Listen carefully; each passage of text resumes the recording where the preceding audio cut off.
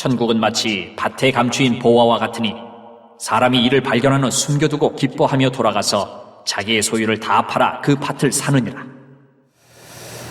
말씀을 드린 것처럼 우리가 하루하루 살아간다는 것은 현실에서 진리를 바라보면서 사는 것입니다.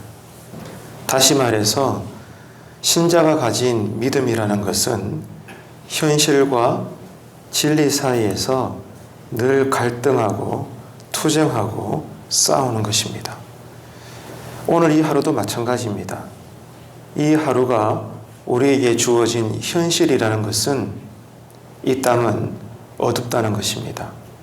불신이 가득하고 주님께서 원치 않는 죄악들이 찬골한 그러한 땅, 공간이 오늘 또 우리가 딛고 있는 이 하루의 현실입니다. 그러면 이런 어두운 땅 현실에서 진리는 무엇입니까? 우리가 바라봐야 될 하늘나라의 소망입니다. 그 나라, 주님께서 늘 가르쳐 주셨던 하나님의 나라를 소망하면서 이런 어두운 땅에서도 오직 믿음으로, 여기서 말하는 믿음은 에무나의 믿음이라고 말씀을 드렸습니다.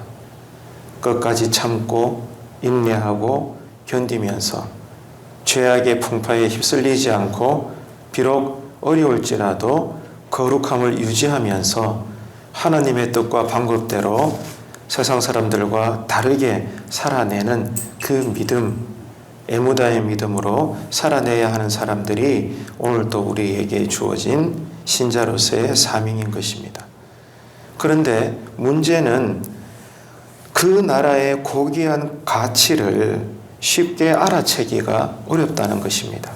현실은 이 땅에 창궐하고 있는 세상 문화이며 또 어두운 죄악의 그러한 습성들이 가득하기 때문에 사람은 환경에 지배를 받지 않습니까? 그래서 신자라 할지라도 우리는 여전히 연약하고 죄인의 이 본성을 여전히 품고 있기 때문에 온전히 진리 안에 거하지 못하고 이 현실에 영향을 받으면서 아둥바둥거리며 사는 것입니다. 그렇기 때문에 우리가 신자라고 할지라도 하나님 나라, 이 영적인 고귀한 가치를 쉽게 알아채기는 버겁다는 것입니다. 성경도 그것을 인정하고 있는 거죠. 자, 그러나 그럼에도 불구하고 이런 어두운 땅의 현실에서도 그 하나님 나라의 가치를 아는 사람들이 있다라는 겁니다. 그 사람들은 자신의 가장 소중한 모든 것을 다 팔아서라도, 그것을 다 바쳐서라도 어떻게 해서든지 간에 그 나라를 소유하려는 사람들입니다. 그리고 그 나라를 끝까지 사모하면서 육신의 목숨이 붙어있는 한 이 어두운 땅을 떠날 수 없는 이 현실에서 그렇게 믿음으로 살아내는 의인들은 마지막에 어떻게 될까요? 주님께서 모든 것을 정리하시는 그 날에, 그 추수의 날에 비로소 완성될 그 구원을 오늘도 내일도 지금 여기에서부터 영원토록 누리게 될 것입니다. 이것이 지금 우리가 계속해서 조금씩 확인하면서 지나가고 있는 예수님의 가르침이신 것입니다. 이를 가르치기 위해서 예수님은 계속해서 제자들에게 비유로 말씀하시는 거예요.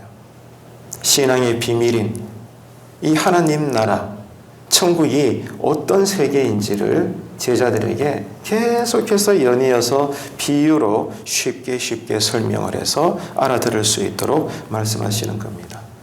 오늘도 우리가 한 구절을 읽었는데 어떤 비유죠? 감추인 보화입니다. 천국이 어떤 것인가? 현실을 다 듣고 있는 진리의 세계가 무엇인가?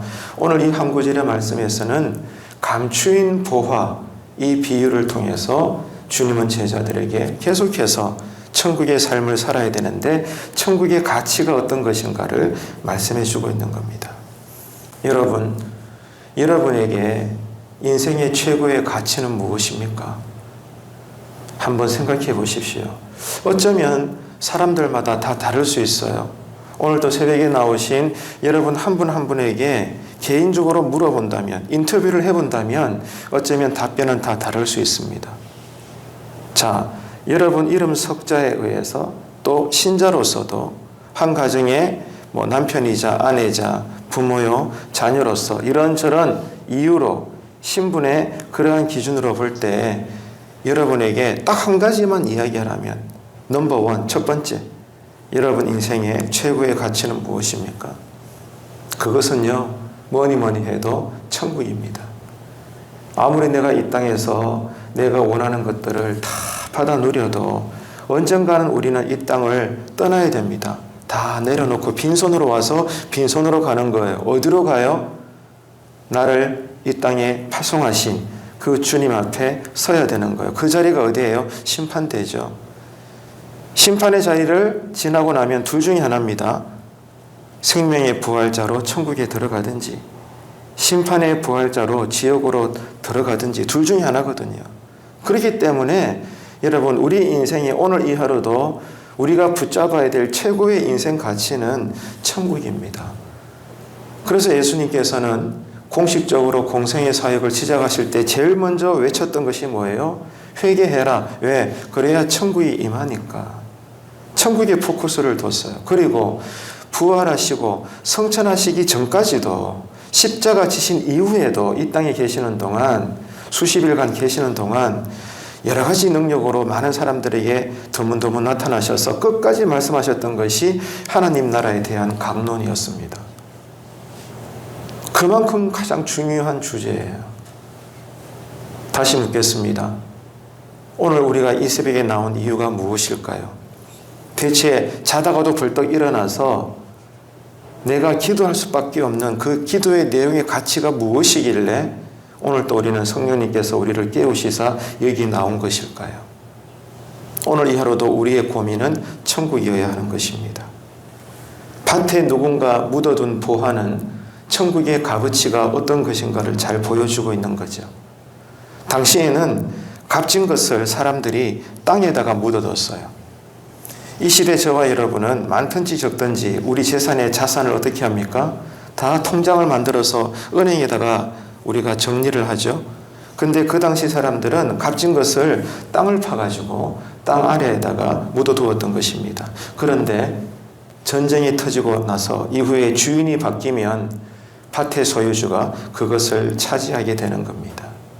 그거를 누군가가 발견을 하고 자기의 모든 소유를 팔았으라도 그 밭을 내가 기어코 사는 거예요. 왜? 남들은 몰라도 나는 알았으니까. 그 밭 밑에 뭐가 있어요? 엄청난 재산, 보화가 있는 것을 나는 알거든요. 그래서 다 판 거예요. 내가 갖고 있는 것을. 하지만 이 과정에서 누군가는 말릴 것이고 나를 바보라고 노릴 겁니다. 당연하죠. 모르니까. 니 왜 그러는데? 니 정신 나갔나? 갑자기 왜 이래? 왜 집도 팔고 있는 재산 다 팔고 너 지금 뭐 하는데 지금? 남들은 모르는 거예요. 하지만 나는 아는 거죠. 그래도 여러분 멈출 수 없고 관둘 수가 없습니다. 남들은 하지 마라 그래도 나의 옷자락을 붙잡아도 나는 멈출 수가 없는 것입니다. 내 모든 것을 바꾸어도 결코 아깝지가 않습니다. 왜? 지금 내가 갖고 있는 가치와 비교할 수 없는 어마어마한 가치가 저 땅 밑에 있으니까. 당장 내가 지금 저 땅을 사야 돼. 아차하다가 나는 놓쳐버리고 마는 거죠. 천국은 세상의 어떤 것과도 비교할 수 없을 만큼 소중하고 가치가 있기 때문입니다. 지금 우리에게 이 체험이 있습니까? 여러분에게 천국의 가치가 체험되고 있습니까? 물질보다도 명예보다도 자존심보다도 어떤 내가 원하는 그 무엇보다도 천국의 삶이라는 그 가치가 지금 우리에게 체험되고 있는 걸까요?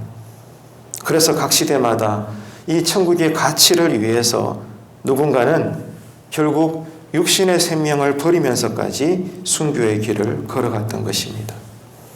이렇게 가장 가치 있는 것을 위해서 덜 가치 있는 것을 포기할 수 있는 것, 이것이 믿음입니다.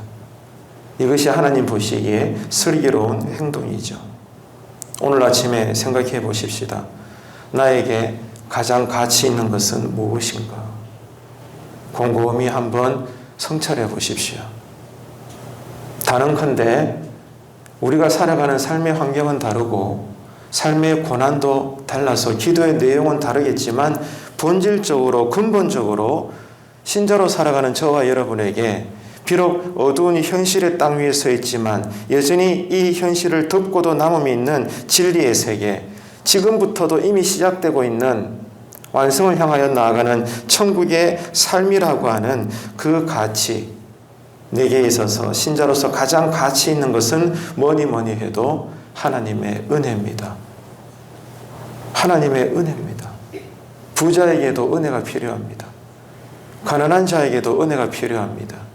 성공한 자에게도, 여전히 또 실패를 거듭하고 있는 자에게도, 외로운 자에게도, 그 누구에게도 하나님의 은혜는 공기와 같아서 모두에게 필요합니다. 오늘 이 아침에 성령님께서 여러분을 깨우시고 발걸음을 인도하셔서 또 이 새벽에 나와서 제단을 붙잡게 하시는 이유도 은혜 때문입니다. 은혜 주시려고 여러분들을 부르시는 겁니다. 하나님의 은혜를 사모하십시오. 몸부림치십시오. 여러분 주변에 여전히 잠자고 있는 성도님들 계시다면 그의 머리채라도 잡으십시오. 어떤 욕을 할지라도 그게 중요합니까? 함께 은혜 받아야 되는데 이 거룩한 공동체성이 회복되지 않는 한 우리 교회 이름으로의 공동체적인 기쁨은 끝까지 누릴 수가 없을 겁니다.